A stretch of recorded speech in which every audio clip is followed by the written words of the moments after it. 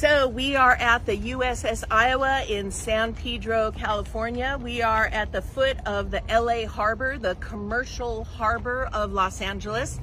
It brings in, between LA and Long Beach, we bring in 40% of all the goods in the United States through shipping.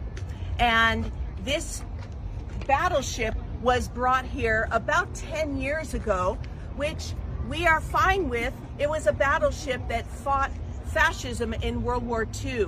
But there are other parts of this history too, not real well known. In 1984, Ronald Reagan used this ship to park off Nicaragua to threaten it with invasion. That's the USS Iowa.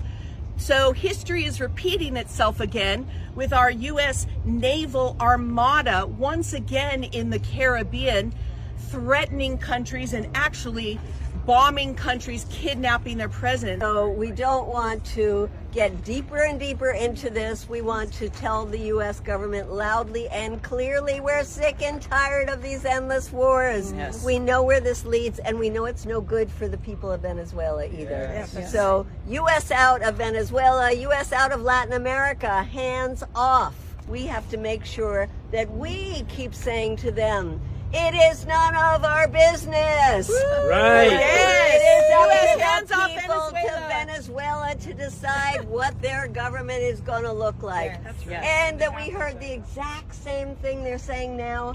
We heard around the war in Iraq. We heard weapons of mass destruction. Now it's Nice. supposedly drugs.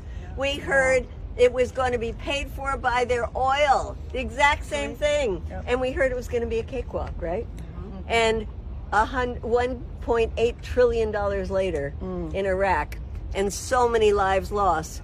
Healthcare, not warfare.